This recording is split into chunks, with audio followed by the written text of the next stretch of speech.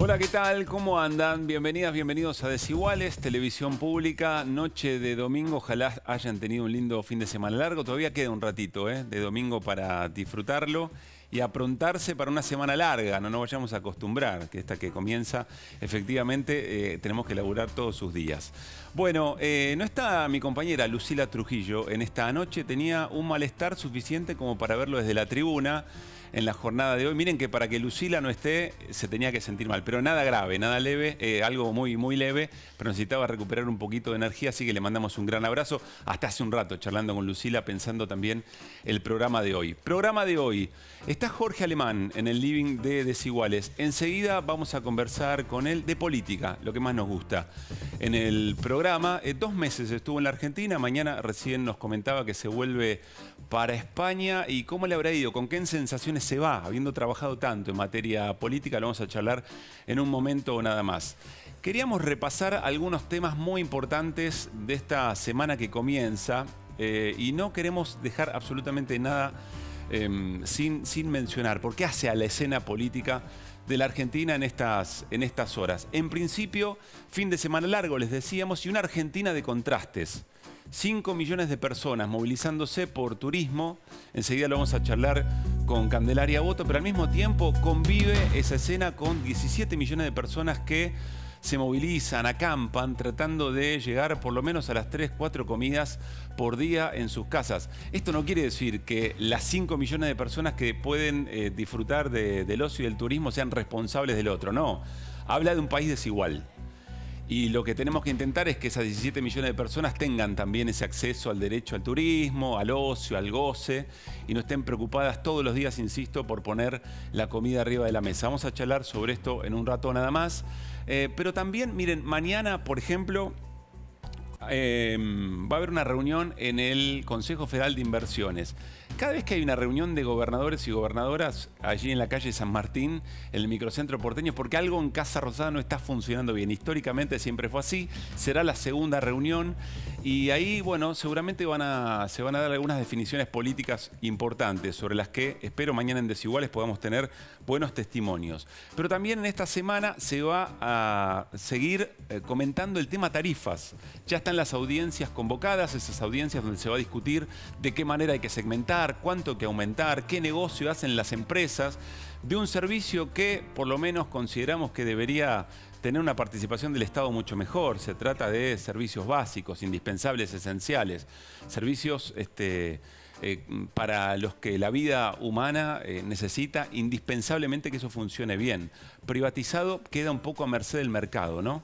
Pero bueno, así son las reglas, así son las cosas. Pero se va a discutir eso y la sensación es que también, de acuerdo a cómo se defina, vuelve a repercutir en la propia interna del gobierno. Interna del gobierno que tuvo hasta la semana pasada una enorme cantidad de versiones acerca del cambio de gabinete.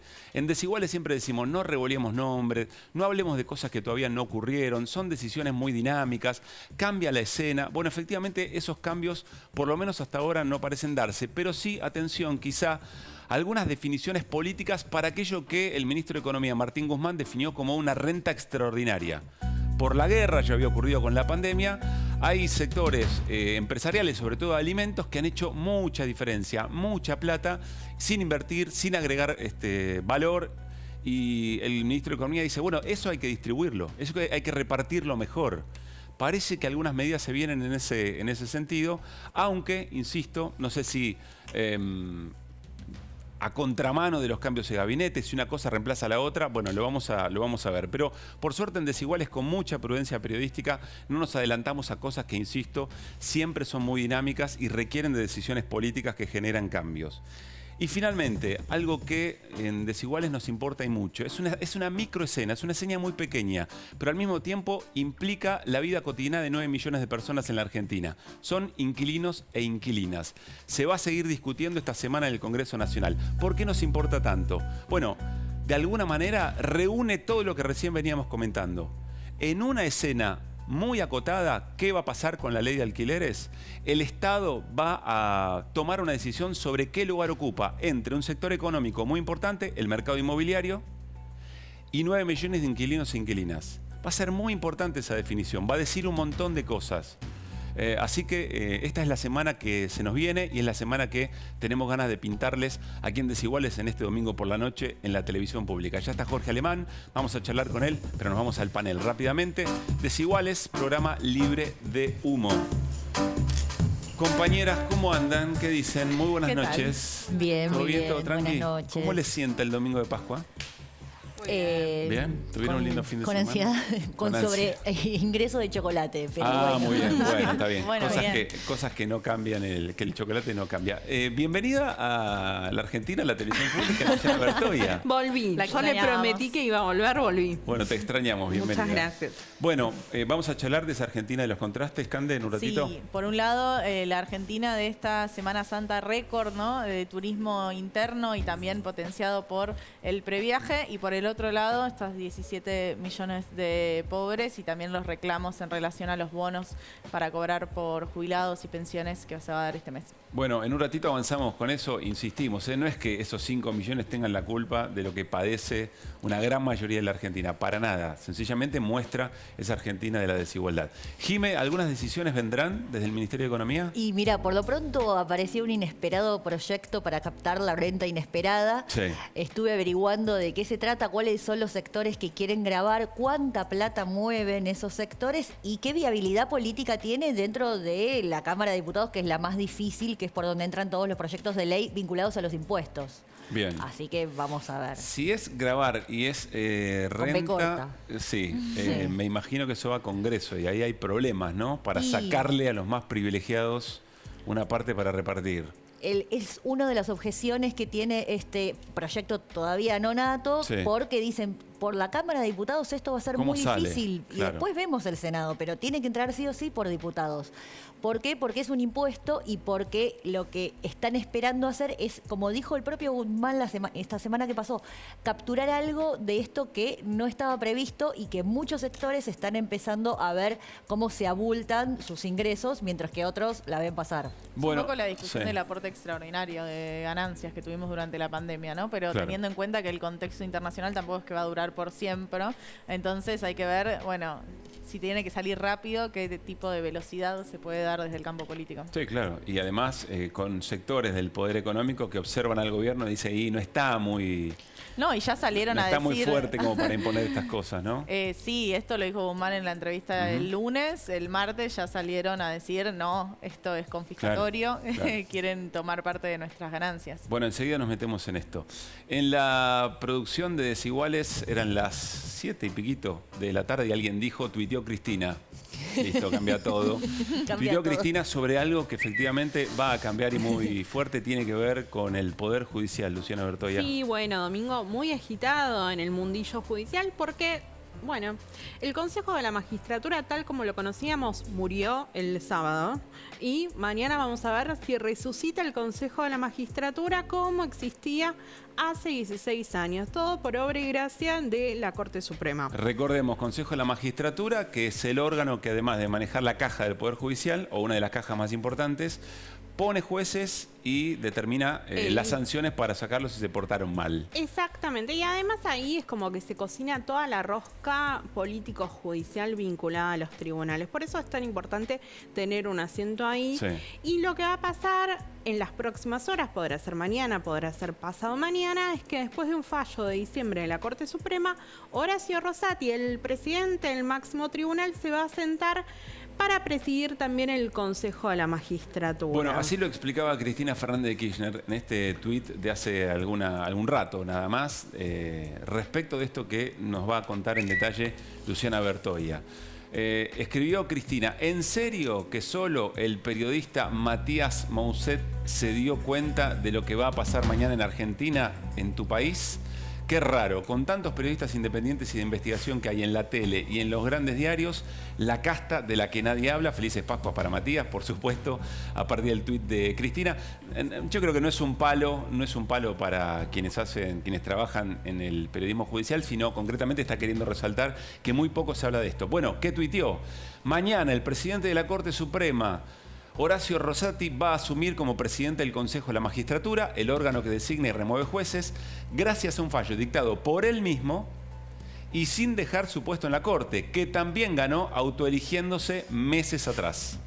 Había otro tuit también de Matías que detallaba un poquito más esa misma situación, pero recordemos, si no está no importa, es donde señalaba que Horacio Rosati había aceptado ser designado por decreto, que se convirtió en presidente de la Corte por su propio voto. Claro, esto en septiembre pasado, que además generó una controversia bastante importante dentro de la propia Corte con Ricardo Lorenzetti, que no siente ningún tipo de simpatía por Rosati, apuntándole que se había autovotado como en la Corte menemista, ¿no? Claro, y finalmente este fallo que lo ubica a partir de mañana, entonces, por lo que contás, al frente en la presidencia del Consejo de la Magistratura. Exactamente, bueno, como la Corte devolvió todo a cómo funcionaba el Consejo de la Magistratura en 2006, quien preside el Consejo es el presidente de la Corte.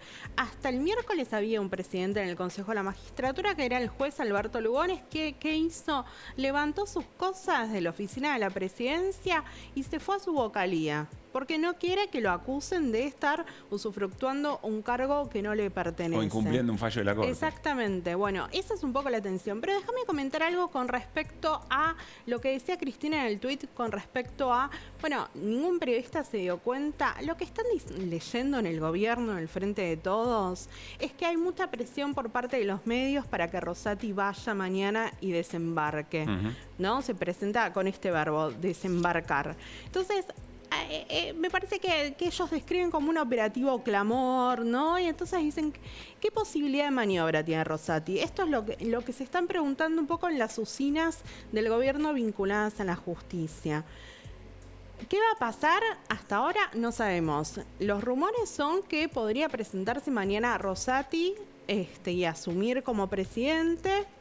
Esto puede ser o a través de un acta, porque en general los consejeros, ¿cómo asumen? Bueno, les toman juramento en la Corte Suprema, pero Rosati no se va a tomar juramento a sí mismo. Bueno, hizo tantas cosas en beneficio de sí mismo. En beneficio de sí mismo siendo presidente de la Corte, que ¿por qué no? Bueno, y como el meme de Spider-Man, ¿no? Una cosa así. De un lado y del otro, bueno. Claro, no es la primera vez que se va a elegir solo. Claro. No sería la primera No sería la primera vez. Exactamente. Bueno, ¿y qué más tiene que pasar con todo esto? El Consejo de la Magistratura volvería a tener 20 miembros. Ahí es parte del resto de la disputa. Hay algunos estamentos, algunos sectores que están representados en el Consejo que ya eligieron a sus representantes, que son todas mujeres en pos de la paridad de género. Bueno, pero hay dos incógnitas muy importantes que tienen que ver con el representante del Senado y el representante de diputados. La oposición ya empezó a precalentar motores, ¿no? ¿Qué es lo que trascendió? Es que quieren que vaya Roxana Reyes de la UCR y que vaya Luis Juez por el Senado. Esta va a ser la disputa y probablemente se termine judicializando, ¿no? ¿Qué va a pasar? ¿A quién van a designar? Porque lo que hay que pensar es cuál es la segunda minoría. Pero mientras, en un poder judicial que ya está absolutamente deslegitimado, muy viciado por todo lo que acabamos de contar, mientras, ¿qué va a ocurrir? Uno pensaba que no podía degradarse aún más la representación del poder judicial, pero esto medio que ya es un tocar fondo, ¿no? Bueno, me parece que ahí lo que estamos viendo es que Rosati, por decisión o no, está muy ligado a lo que al juego que está haciendo la oposición, ¿no? Por algo, la oposición también lo que quería era que sí o sí en los proyectos de ley que se estaban discutiendo en el Congreso hubiera representación de la Corte. Entonces ahí lo que estamos viendo es un máximo tribunal muy alineado hacia los intereses contrarios al gobierno. ¿Y qué va a pasar? Hasta ahora no lo sabemos. Lo que me preguntaban, hablando con distintas fuentes vinculadas al Consejo de la Magistratura, era, bueno, asume Rosati. ¿Qué pasa con el Consejo? ¿Vamos a sacar los casi 20 concursos que están trabados o el Consejo va a seguir estando trabado? Claro, ¿qué decisiones va a tomar este Consejo tan deslegitimado? ¿Va a ser simbólico? ¿Va a ser para mostrarle un poco los dientes al gobierno? ¿O efectivamente va a tener una llave para destrabar? ¿Se puede corregir? Porque esto ocurrió porque el Congreso no llegó a votar una nueva ley para modificar efectivamente cómo se compone el Consejo de la Magistratura. Si el Congreso toma alguna decisión, encuentra un acuerdo y saca una nueva ley, ¿se puede corregir esta situación? Bueno, yo pregunté eso y me decían, bueno, si hay una nueva ley, habrá que elegir a los consejeros de acuerdo a la nueva ley. Si no hay una nueva ley, bueno, en noviembre se termina el mandato de quienes hoy están sentados en el Consejo de la Sí. Magistratura. Lo que también leen en el Frente de Todos es que si mañana se sienta Rosati y empieza a tomar juramento, van a haber menos incentivos para sacar una ley, ¿no? Porque la oposición ahí ya ganó. Bueno, será un tema que tendremos toda la semana seguramente para conversar y tratar de acercarlo a la gente de a pie. Es un tema muy difícil de comprender, pero lo que está en juego ni más ni menos es quiénes son los representantes de un consejo que determina quiénes son jueces o quiénes dejan de serlo, además de manejar la caja. Nos vamos al living, al encuentro de Jorge Alemán, que seguramente sobre esto también va a tener cosas para contar. Jorge, ¿cómo estás? Muy buenas Pablo? noches. ¿Cómo va? Bien, ¿vos? Bien, aquí estamos. Se nos ocurría que difícil encontrar un ejemplo más claro de cierta impotencia del sistema político o hasta la de la democracia, te diría, en la imposibilidad de reformar el poder judicial, que a todas luces debe ser el poder menos democrático de los tres, Sí. ¿no?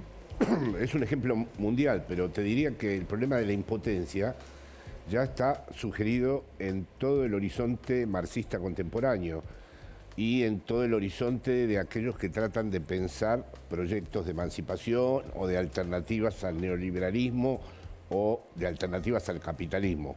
Es decir, las enormes dificultades reales que hay para introducir un proceso que uno considere, por un lado, alternativo y a la vez duradero, que no sea fácil de desmontar Sí. de inmediato, como ya hemos visto en otras ocasiones que sucede. O sea que la palabra impotencia, que acabas de pronunciar y que efectivamente con el Poder Judicial se ve en todas partes del mundo, se ve en España también clarísimamente, yo creo que recorre todo el ámbito democrático, porque la agenda de la democracia está secuestrada. Y resulta que las grandes transformaciones hay que introducirlas en democracia, dado de que el paradigma revolucionario ha quedado suspendido, digamos. Sí. ¿no? Antes se pensaba que por las buenas no te iban a dar nada. Claro, del modo revolucionario estamos un poco lejos, Muy lejos. me da la sensación. No porque pasaron siglos, ¿eh?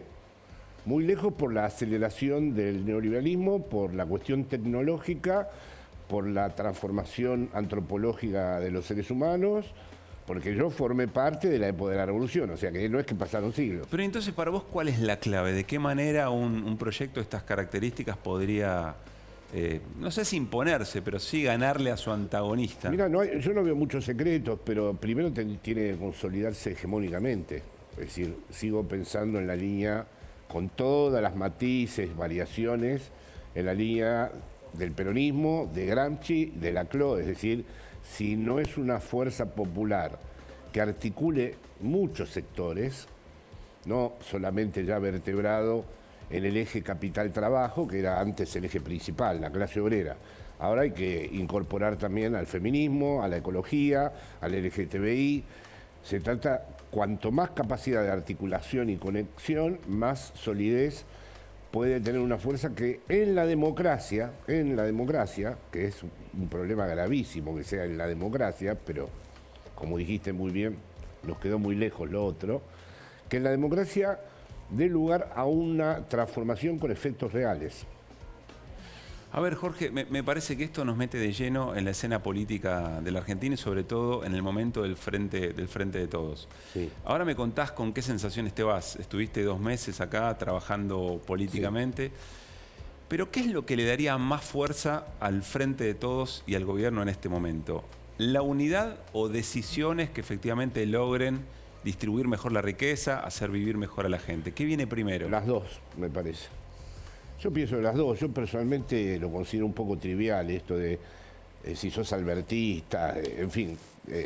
Si me parecía extraño cuando decían intelectual ultra K, que nos reíamos con Laclau de ¿qué es eso? Decir la palabra unidad, albertista, es absurdo. Es decir, las dos cuestiones, si la básica es la de la distribución, porque este país por fin, me parece que como nunca está discutiendo qué clase de país, qué clase de nación va a ser y por lo tanto cómo se va a distribuir el ingreso y la riqueza. las dos cuestiones. Bueno, pero vos sabés que esto está arriba de la mesa, no es un invento de los medios ni nada No, que se le está parezca. arriba de la mesa. Hay una discusión y se ha dicho Me gustaría que bajara- muy explícitamente. Si se discute, las medidas del gobierno lo debilitan. Y otros dicen, no, el gobierno para no debilitarse tiene que tomar esta decisión. Yo pienso que se deben discutir las medidas del gobierno, pero sería interesante que esa discusión no sea superestructural, que comprometiera realmente a todos los movimientos sociales. Porque si es un problema superestructural y algo que se salda finalmente entre el que fue el presidente y la vicepresidenta que no está de acuerdo, creo que vamos a pasar un mal momento. Creo que esto puede llegar a ser interesante si tenemos una imaginación política muy creadora y se resuelve desde la lógica colectiva, desde la articulación de todos los movimientos sociales. Perdón, vos decís que la mejor manera de encauzar estas diferencias no tiene que venir de una reunión entre Alberto y Cristina, sino tiene que venir de abajo, de las bases hacia arriba. Sí. ¿Y eso cómo es en lo concreto, Jorge? Y yo creo que tanto en relación a la deuda, en relación a la modificación de la justicia, en relación a los precios, hay por abajo muchísimos acuerdos y eso tiene que presionar. Es decir, ahora, si esa presión no surte efecto, porque resulta que por arriba los personajes son irreductibles, y bueno, o resulta que este es un país muy atípico e incluso con personajes irreductibles que no se quieren hablar más, las cosas salen adelante. Me ha sorprendido tantas veces la Argentina, me puede volver a sorprender de nuevo, ojalá sea así, o si no vamos a tener realmente algunos problemas, porque realmente la fuerza que tenemos de consolidar para que cualquiera de nuestros proyectos mínimos, los que podrían más vincularnos a la justicia y a la igualdad, exigen una fuerza política bien conjugada, bien construida, ¿no? Si resulta que lo podemos hacer sin eso y llegamos al 23 con un gobierno aparentemente en pugna, bueno. A ver si leo bien. En un Congreso que está empatado, es decir, bloqueado, y modelos que no pueden terminar de arraigarse, porque también es cierto que cuando Macri gobernó tampoco pudo implementar su proyecto de país. Pero ahí, perdón, ¿Qué me corregís? Pablo, sí, ahí hay una diferencia, ¿no? ver. Porque ellos representan al poder. Así que aunque hagan lo que hagan, están supervisados, monitorizados por el poder. El problema lo tenemos nosotros, que no estamos monitorizados. Ellos al final, cuando se presta mucha atención a la interna de Juntos por el Cambio, digo, bueno, sí, pero ahí los grupos de poder van a decidir. En cambio, en este caso, no estamos diciendo, este señor pertenece a las corporaciones, este otro señor, no. Son sectores políticos, vamos a decir, que tienen un punto de vista distinto, supuestamente. Tampoco aclaran mucho, a veces me parece a mí, en qué consisten de verdad esas distinciones. Bueno, mira, Federico Pinedo, fue presidente por un día, ¿no? Sí. El que menos se equivocó probablemente, tuvo una charla, tuvo una entrevista muy interesante. Mira estas definiciones, las vamos a compartir. Una de ellas habla sobre las diferencias, o lo que él considera diferencias entre Patricia Bullrich y Horacio Rodríguez Larreta. Él está trabajando para Patricia Bullrich, o se incorpora al equipo de Patricia Bullrich. No sé si lo tenemos ahí a mano para poder compartirlo. Bueno, esencialmente lo que dice es que Patricia Bullrich tiene mucha convicción. La veo a Patricia con mucha convicción y a Horacio más inclinado a hacer acuerdos con el sistema político. Y agrego otra definición de Federico Pinedo. Dijo no me cabe duda que tenemos que conversar con Milei y que llegaremos a coincidir en muchas cosas. ¿Seguís sosteniendo que en realidad son todo parte del mismo plan? Totalmente. En cuanto al odio al kirchnerismo, en cuanto al odio a lo nacional popular, la coincidencia es plena. Después sí. Los matices de cómo organizan ellos su presentación y el acuerdo con Milei va a ser del mismo estilo que están haciendo las derechas europeas con las ultraderechas, la ultraderecha es, digamos, una máquina de guerra que ha preparado el neoliberalismo por si no funciona del todo bien todo el engranaje de dominación que tienen con respecto a la justicia, a la democracia.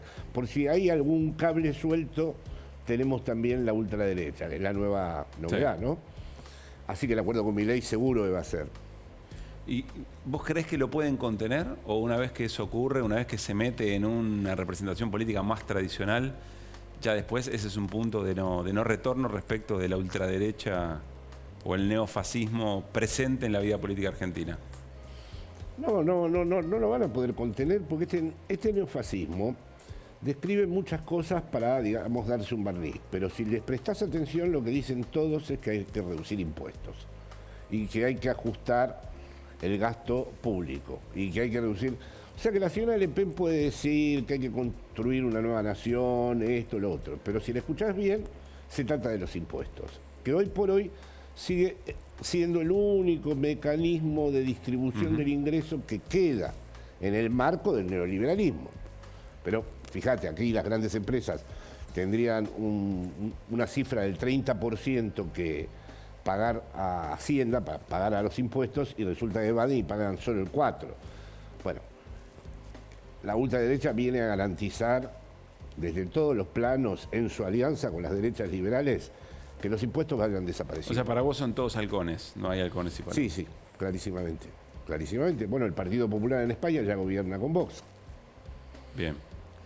Hay otro testimonio que queríamos compartir con vos. Tiene que ver con el gobernador Perotti. Mañana hay una reunión. Cuando ves a los gobernadores reunirse asiduamente, en este caso en el Consejo Federal de Inversiones, ¿qué te sugiere? Ahora me lo contestás, pero mira lo que dijo Perotti, gobernador de la provincia de Santa Fe. Si no interpretamos nuevas exigencias, nuevas miradas y creemos que le podemos ofrecer lo mismo que antes de la pandemia, nos vamos a equivocar. Ya no alcanza con lo propio. Lo que está sugiriendo Perotti es el frente de todos. Así como está no alcanza, hay que incorporar más sectores. ¿A cuáles? No te lo imaginás. No, la derecha. Los gobernadores hasta ahora en general, salvo excepciones, son gobernadores de una cierta ubicuidad política, ¿no? Y según qué es lo que vayan viendo que se está organizando en el gobierno central, toman decisiones, ¿no? De hecho, el macrismo no tuvo por parte de los gobernadores una oposición seria. Es decir, también no se ha reflexionado mucho acerca de cómo el macrismo pudo hacer todo lo que hizo. ¿Por qué lo pudo hacer? O sea, ahora estamos todos angustiados y atravesados por la deuda. Pero ¿qué pasó en los días que tomó la deuda? ¿Con qué contaba para hacer esa locura? Y creo que en parte los gobernadores hay que hacer las excepciones pertinentes, pero yo creo que cuando este señor dice que hay que ensanchar, se refiere a abrirse a los sectores de la derecha. Vos ves ahí, ya fue sugerido esto, lo sugirió Agustín Rossi, ¿vos ves ahí una línea que puede vincular Perotti, Larreta, Schiaretti? Sí. Sí, porque hay un problema que tenemos que es que quienes tenemos posiciones, vamos a decir, nacionales y populares o de izquierda, nos volvemos un poco identitarios.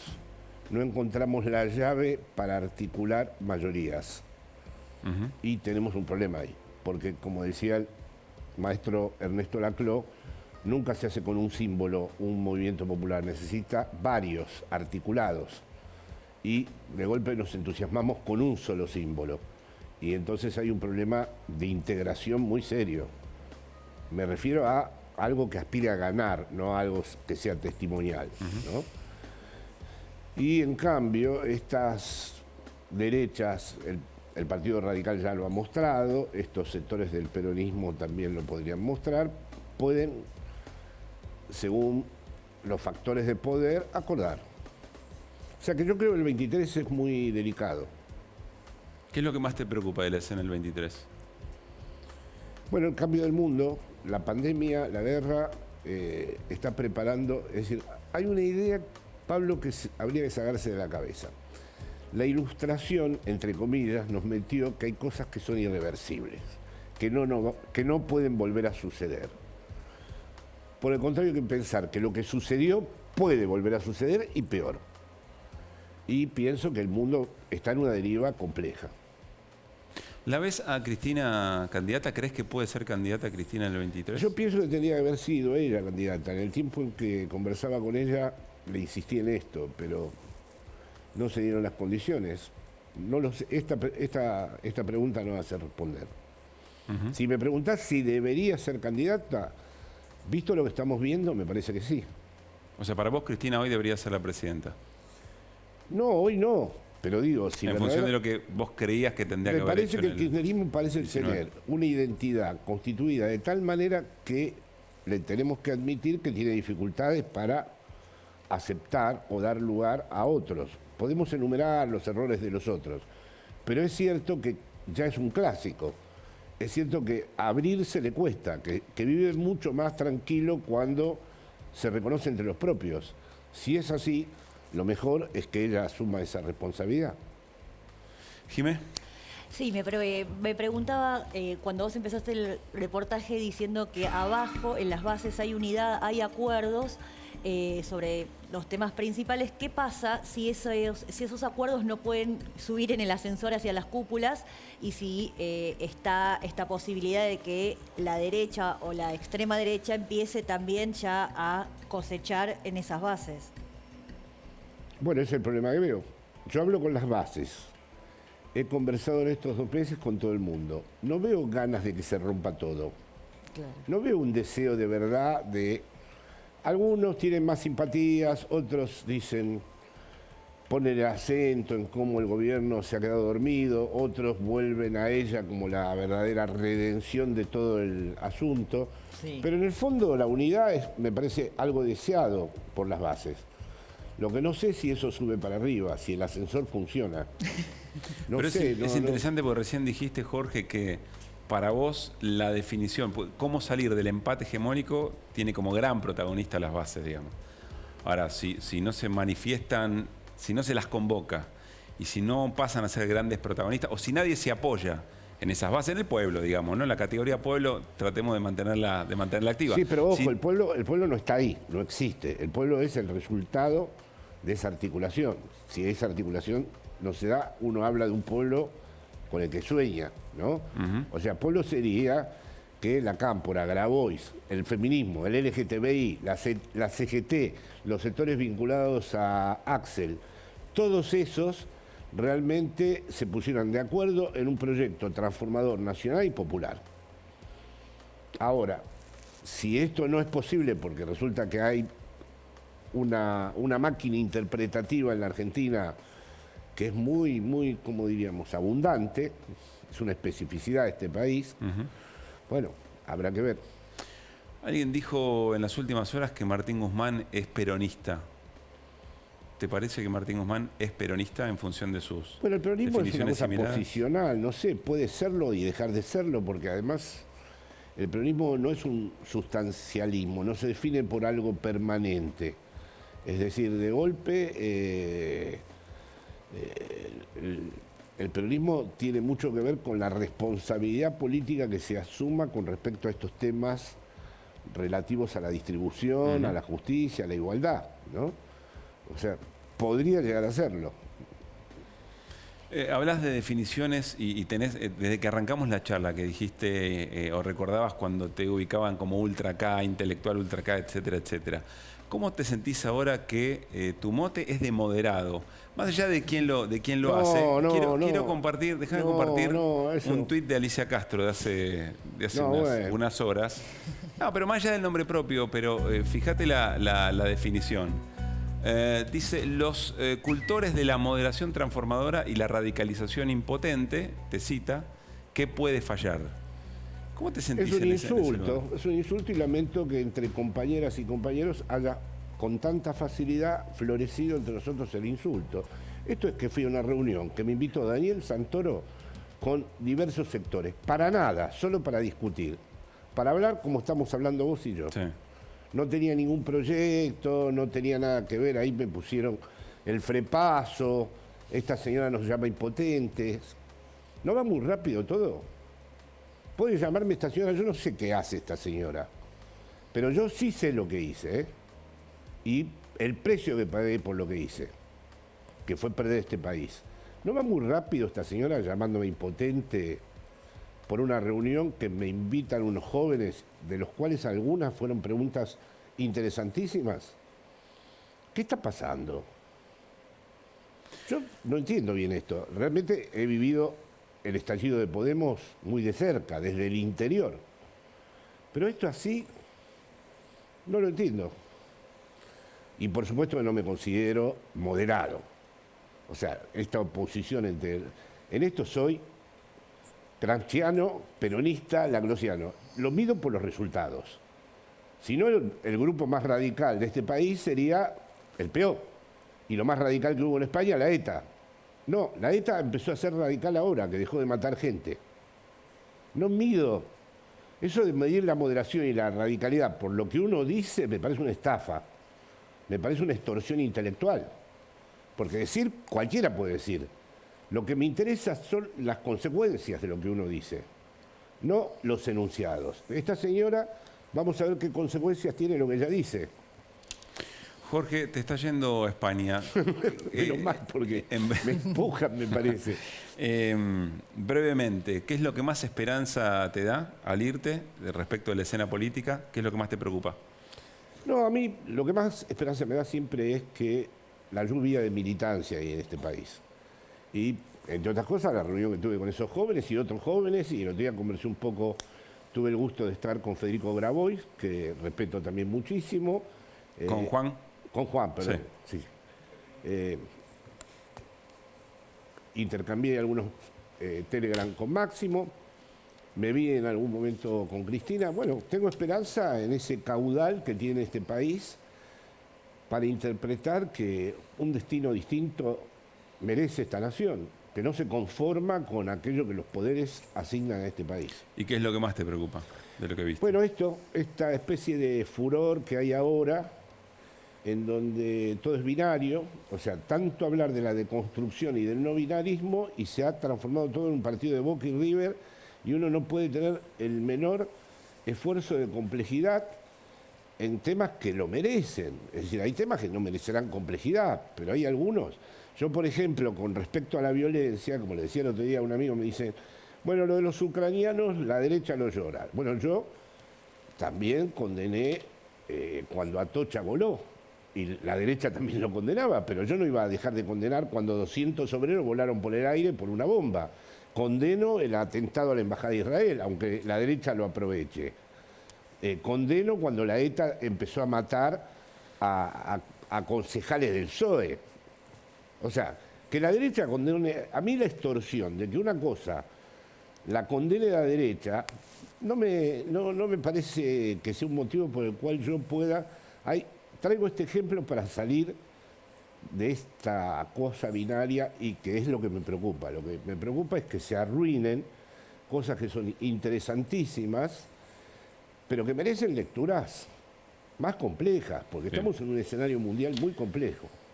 Jorge, muchas gracias por haber venido otra vez a Desiguales. Muchas bueno, gracias. nos vamos con Jimé Fuertes, hablando de la renta inesperada a la que se refirió Martín Guzmán, el ministro de Economía. ¿Habrá medidas inesperadas, Jimé?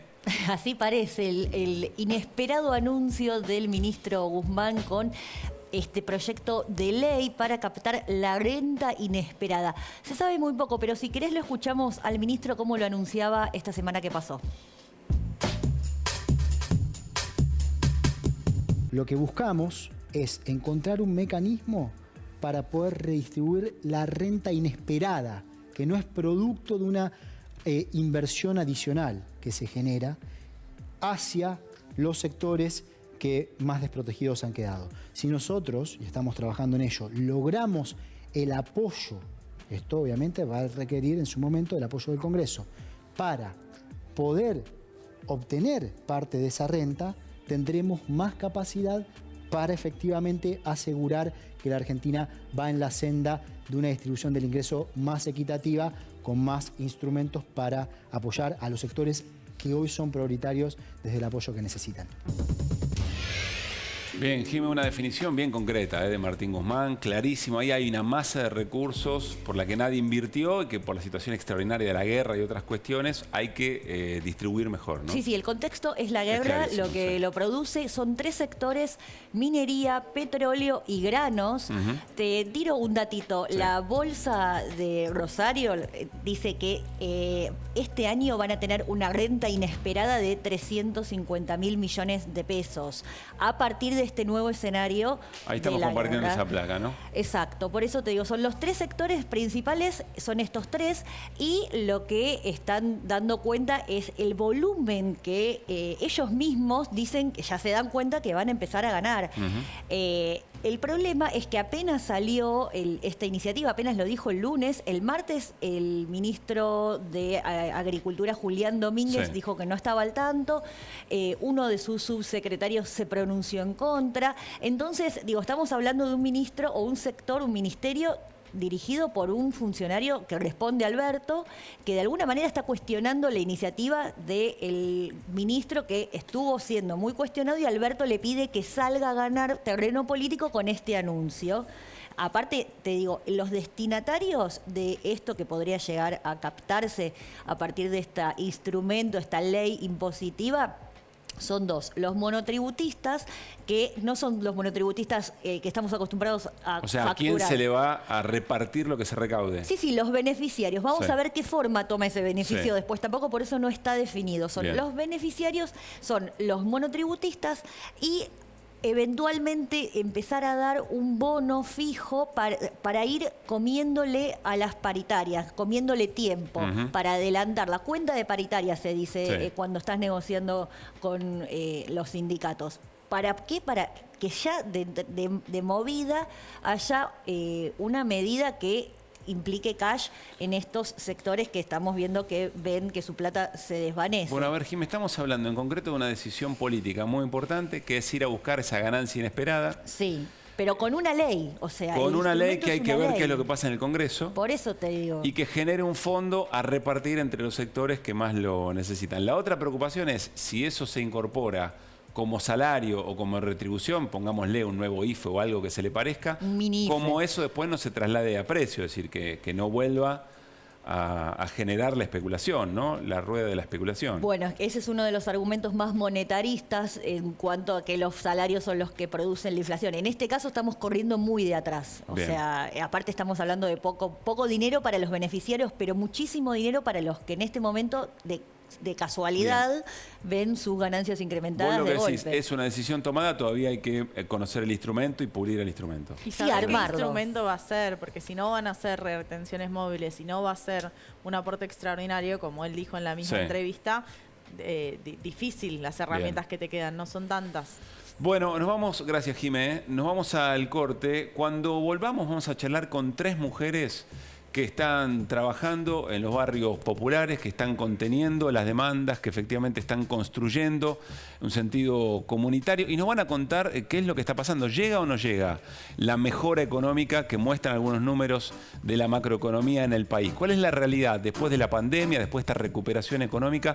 ¿Volvieron las changas? ¿Qué es lo que está pasando en los barrios? En la Argentina de los contrastes, que también nos va a contar Candelaria Boto. Desiguales, después del corte la seguimos.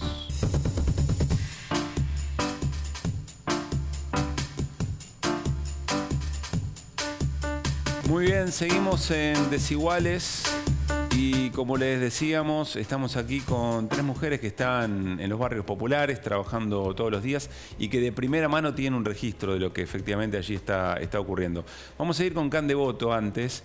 Hablábamos en el comienzo del programa del contraste de este fin de semana, ¿no? Una semana en la que se reiteraron las protestas de las organizaciones sociales, pero al mismo tiempo 5 millones de personas pudieron disfrutar del turismo. Insisto, no hay responsabilidades allí de esas personas que pudieron disfrutar del fin de semana largo respecto de quienes están peleando por poner un plato de comida arriba de la mesa, que sean 3 o 4 durante cada jornada. Pero sí es la Argentina desigual en la que vivimos. Cande, ¿cómo podemos graficar este contraste?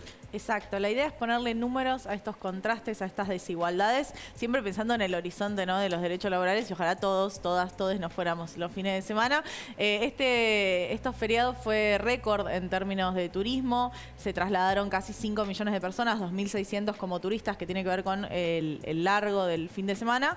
La estadía media fue de 3,3 días, o sea, entre 3 y 4 días, se gastaron más de 45.000 millones de pesos, que dan un gasto diario de 4.610 pesos, o sea, 4.610 pesos por día, y es un 30% más que lo que se trasladó en 2018. Digo, ya estamos mejor en términos de números prepandémicos, ¿no? Porque comparar justamente con la pandemia es un poco injusto.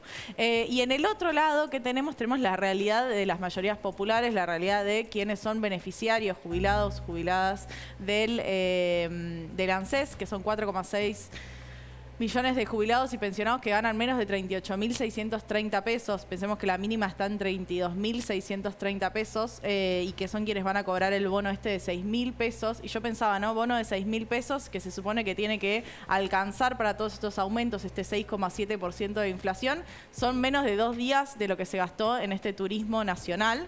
Y pensemos en el 1,2 millones de personas que cobran el potenciar trabajo por 4 horas de trabajo en la economía popular, en las cooperativas, y cobran 16.500 pesos, sumado al 1.200.000 de casi 4 millones de personas, perdón, que cobran la asignación universal por hijo, que son 5.100 pesos por mes. Estamos hablando con los números de abril. Se espera que, justamente que haya aumentos para mayo, pero de nuevo, ¿no? Cuando uno compara los valores entre lo que se gasta en un fin de semana largo y lo que la mayoría de las personas tienen que vivir durante todo el mes, ¿no?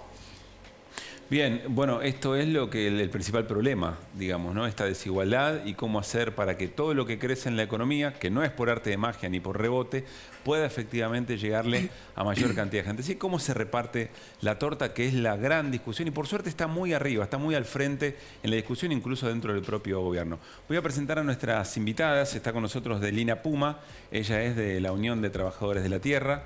Leonor Larraburu es de la Federación Argentina de Cartoneros y Cartoneras. Bienvenida también, Leonor. Y Liliana Zanucci, de la Fundación Papa Francisco, que tiene su propio, recién nos contaba, su propio observatorio social en distintas provincias de nuestro país y de primera mano tiene un muy buen registro. Arranco con vos, Liliana, si te parece. ¿Qué es lo que está pasando en los barrios? ¿Qué registro tienen ustedes? ¿Esta recuperación económica que se ve en los números está llegando? Bueno, mira, yo creo que hay que hacer una lectura un poco más profunda sobre recuperación económica o no. Creo que lo que hay que atender primero es el malestar social que hay respecto, porque puede llegar un poco, puede haber un poco más de changa o no, pero creo que hay un malestar social que es lo que para nosotros es altamente preocupante. ¿Por qué digo malestar social? Porque nosotros como población, todos, estamos viendo que hay una situación de caos a nivel institucional por el enfrentamiento, los problemas que hay en el frente de todos. Eso es un problema de ellos, pero se transmite y se convive ese caos en lo que está pasando en los barrios. Y la verdad que yo estoy notando, y cuando hablo yo, por Dios, no es primera persona, estoy hablando en nombre de todas las directoras y directores de la Fundación, de todo el equipo inclusive económico, que estamos notando que realmente también hay un gran disgusto con los dirigentes sociales, muy grande. ¿Por qué? Porque, mira, se estableció, Pablo, lo que yo llamo la esclavitud del siglo XXI. ¿A qué te referís con eso? Por ejemplo, voy a dar nombres porque no me gusta hablar en el aire.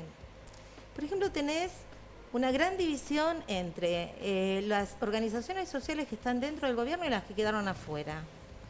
En el gobierno de Macri, con Carolina Stanley en desarrollo, hablemos puntualmente de desarrollo porque nosotros nos dedicamos a lo humanitario, a lo social, no a lo político. Estaban todos juntos y todos protestaban juntos, no masivamente como se está haciendo ahora. Hay un porqué también de eso. Ahora vos tenés los funcionarios que están adentro del gobierno y las organizaciones que quedaron afuera. ¿Qué es el factor que está produciendo eso? La traición. La traición. Entiendo el punto. La traición de los que están adentro del gobierno. Entiendo el punto. Me gustaría hacer un poco más hincapié, quizá Leonor puedes ayudarme en esto, a ver qué es lo que está pasando respecto. Recién mencionaba Liliana, ¿hay más changas, hay menos changas? ¿Aparecieron nuevas oportunidades en los barrios? ¿La situación sigue igual de dramática que con la pandemia o antes? Para mí la situación sigue estando, la seguimos viendo nosotros, la seguimos padeciendo en los barrios, en las ollas, más compañeros en la calle, mucha desocupación. Para mí no se refleja nada de lo que se está diciendo. Hay muchísima necesidad todavía en los barrios populares. Están muy vulnerables, quedaron muy vulnerables con la pandemia. Claro. Y estamos saliendo a flote como podemos, con olla y tratando de organizarnos todos los días. Cuando se habla de precios cuidados y demás, ¿acceden en los barrios a esos precios? ¿Cómo es la búsqueda de precios en los barrios? Mira, si conseguís en algún supermercado un precio cuidado, es un milagro, porque no se ven, no se reflejan en los barrios más vulnerables del conurbano o de la misma provincia. Yo creo que es muy, muy ilógico lo que se dice, o sea, no lo veo. La realidad es que nosotros desde los barrios no vemos eso. Delina, ¿cómo la están viendo desde la Unión de Trabajadores de la Tierra? Además, ustedes tienen un trabajo muy importante para tratar de hacer llegar sus productos en precios más baratos a la gente, ¿no? Sí, la realidad es que más allá de un descuido, yo creo que es también mucho desconocimiento del otro sector. Por ejemplo, nosotros en la UTT somos más de 22.000 familias productoras campesinas y tampoco se ve ese avance o ese cambio que dicen o ese apoyo. Y más ahora que viene cada vez peor la crisis, todo sube, el dólar cada vez sube más y eso impacta totalmente en los insumos a la hora de producir alimentos. Si nos ponemos a pensar un 7% de suba es un montón para nosotros. Pensando en todo lo que se necesita para llegar a producir esa verdura o ese alimento que hacemos, ¿no? Y porque todo está dolarizado también. Aparte hay un montón de propuestas que nosotros ya venimos proponiendo, mostrando, pero se ve que del otro lado no se ve, no se refleja. ¿No sienten que lo que ustedes proponen llegue y sea tomado en cuenta seriamente como parte de la solución? Creo que no, porque hace más de 3 años que venimos presentando, por ejemplo, la Ley de Acceso a la Tierra, que es una de nuestras propuestas más fuertes, porque eso haría que miles y miles de familias puedan acceder a una tierra donde se pueda producir. Hoy en día lo que más cuesta por ahí a la hora de producir es tener un lugar fijo donde vos te puedas quedar y puedas planificar una producción. Claro. Hoy en día no se planifica nada, se siembra según a lo más barato que sea, por ejemplo, lechuga, y hay producciones que ya no se están produciendo o se están reduciendo en cantidad. Está subiendo el precio porque hay gente que ya no puede llegar a tener la plata para invertir, para producir. Por ejemplo, para producir 1 hectárea de tomate, hoy en día en el norte necesitas más de 1,5 millones de pesos solo para invertir en semilla, planta y los insumos. Entonces, imagínate una pequeña familia productora que antes ese 1,5 millones era menos cantidad. Hoy en día está eso, en vez de producir 1 hectárea, capaz que se pone a producir media hectárea. Entonces va a haber menos cantidad de producción. Y eso hace que suba también. Cuando hay falta en el mercado, automáticamente se dispara el precio. Es por eso que aquí termina llegando a 6.000 pesos un cajón de tomate en algunas temporadas. Y temporadas donde hay sobreproducción que tampoco se planifica porque se van a producir lo más barato o lo que se puede en el momento, mucha cantidad de producción y termina siendo muy barato tanto en el campo y a veces incluso a los mercados llega, pero no se llega a sacar todo. Claro. Y también se está tirando alimento. Ahí llegó Liliana a ver qué pasa con lo que le voy a preguntar a Leonor. ¿Qué pasa con los pibes y las pibas en los barrios? ¿Están encontrando, tienen la esperanza de conseguir un trabajo? ¿Se resignan? ¿Qué sienten cuando se les habla de política? ¿Qué significa la política en los pibes y en las pibas hoy en los barrios, Leonor? Yo creo que no... particularmente si me pongo a hablar con los pibes, no me pongo a hablar de política, sino trato de buscarle una solución para que no agarren el tema de adicciones o el salir a delinquir. Yo creo que trato de organizarlos para poder encaminarlos a conseguir un trabajo, mostrarle qué es lo que nosotros venimos haciendo hace más de 20 años y tratando de sacarlos adelante, porque si bien no tenemos un Estado muy presente que digamos tampoco, a la hora de las necesidades de los barrios. ¿El Estado sigue siendo la policía en los barrios o tiene otras caras? No, la policía en los barrios dándole palo, metiéndolos adentro y seguir rompiendo todo lo que nosotros tratamos de construir todos los días. Liliana, entiendo el enojo con las dirigencias, pero te pregunto concretamente lo que ven en los observatorios de la Fundación. ¿Qué está pasando con los pibes y las pibas? Mira, nosotros, por ejemplo, solo en el conurbano atendemos a 40.000 familias todos los meses con alimentos.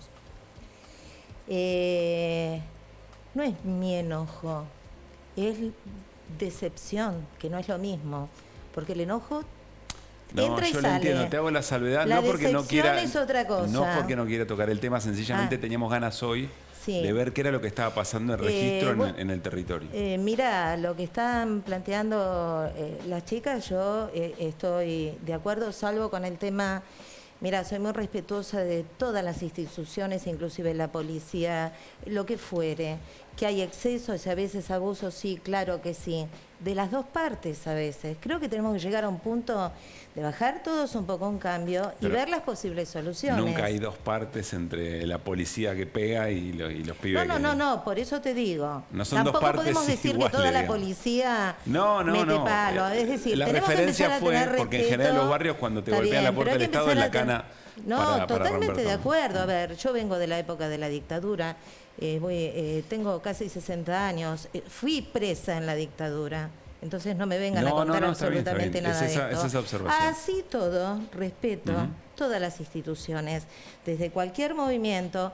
Mi respeto a los movimientos sociales es hacia las trabajadoras y los trabajadores. La dirigencia vive en otro estrato, en otra estadía, en otra historia. Ahí está donde yo tengo que apuntar mis comentarios. ¿Ves que los pibes y las pibas tienen esperanza? No. ¿Los ves desahuciados? No, ¿qué esperanza van a tener? ¿Cómo van a tener esperanza si no tienen prácticamente un plato de comida como corresponde? ¿Cómo van a tener esperanza si no consiguen trabajo? ¿Cómo van a tener esperanza cuando ven que de pronto hay un fangote de plata dando vuelta y que a ellos no les toca ni siquiera el derrame de media moneda respecto de lo que pueden utilizar para tener una fuente de trabajo? ¿De esto se puede salir? Sí, señor, se puede salir. El tema es que los funcionarios tengan un poco más de apertura mental, porque algunos, la verdad, es para hacerles un electroencefalograma y sale plano. A veces me cansan, pero por ejemplo, en el caso nuestro, la fundación, que está claro que no es una iglesia, tenemos muy buena relación con Papa Francisco, manejo una comunicación privada con él. Ahora, la fundación está compuesta por católicos, por evangélicos, por judíos, por musulmanes, por ortodoxos griegos, Bien. por ateos. Cuando digo esto es que se puede lograr un diálogo, ¿sí? Y si vos de pronto tenés una institución, este programa se llama Desiguales, con nosotros lo aplicaron claramente desde que empezó este gobierno, claramente. Llevamos 2 años y 5 meses de gobierno. 2 años y 5 meses que estuve pidiendo una reunión con el ministro. Primero con Arroyo, Bien. ahora con Zabaleta. Me recibe el miércoles. Espero Bueno. que me diga las fechas de entrega Ojalá que de haya alimentos, novedades, porque que desde haya octubre novedades. que no nos entregan. Delina, Estamos en esa condición. Delina, ¿qué es lo que ocurre con esa estigmatización que parece, no sé si haber crecido, pero por lo menos no se redujo en nada? Quienes protestan, quienes cortan una calle, quienes acampan por necesidad, son vistos y se difunde como si estuvieran cometiendo como si fueran criminales. Un sector de la sociedad no termina de comprender qué es lo que reclaman, cómo viven eso. Claro, por ejemplo, nosotros desde la organización, nuestra forma de reclamar es hacer verdurazos. Ajá. O hacer alguna protesta mostrando lo que producimos. Ya hace varios años que también para reclamar por la ley de acceso a la tierra hicimos varios verdurazos. Sí. Regalamos nuestra producción porque es otra forma de llegar también a la sociedad y a la gente que nosotros mismos vemos cuando vamos a regalar verdura. Llevamos 2, 3 camiones y hay cuadras y cuadras de fila. Se ve la necesidad. Y también entender de que nuestros reclamos no son para ir a estorbar o a molestar a alguien. Muchas veces hay gente que te ve y te dice, no, pero ¿por qué están reclamando? Y si vas detrás de ese reclamo, es una realidad muy dura que se está viviendo en el sector del campo. Mucho descuido. Hoy en día no hay políticas claras y que le sirvan realmente a los productores. Y no nos queda otra más que reclamar, más ahora que se está empeorando la situación. Y Leonor, por último, te pregunto esa misma experiencia de trabajadores y trabajadoras de la economía popular frente a estas críticas permanentes o decir, bueno, sacarlos a palos, que la policía actúe, este reclamo, ¿cómo lo viven? Primero y principal los invitaría a que conozcan nuestro trabajo, porque no somos, como se dice ahora en muchos de los medios, se dicen los planeros. Nosotros laburamos, trabajamos para que seamos reconocidos. Este laburo lo inventamos nosotros. ¿Sí? Nadie vino y nos impuso o nos ofreció un trabajo a la hora de la necesidad, con un 2001 que nos dejó devastado. Puntualmente cartonear. Cartoneros, sí. puntualmente cartoneros, recicladores urbanos, si bien diría. Creo que la necesidad es del sector más humilde, creo que fuimos vulnerados, pisoteados, no sé, pasamos por muchas cosas, muchas situaciones que te entristece el alma contártela, de anécdotas que tengamos nosotros, particularmente de un montón de compañeros que esta pandemia se llevó y aún así le seguimos poniendo el pecho, nos organizamos. Hoy en día estamos trabajando todos los días, sacando un sistema adelante y no venimos a pedir acá planes sociales, venimos a mostrar el laburo que nosotros venimos haciendo hace más de 20 años que venimos haciendo esto. Delina, Leonor, Liliana, gracias por haber venido a Desiguales. Desiguales siempre va a ser un lugar para expresar estas realidades. Que estén bien. Gracias.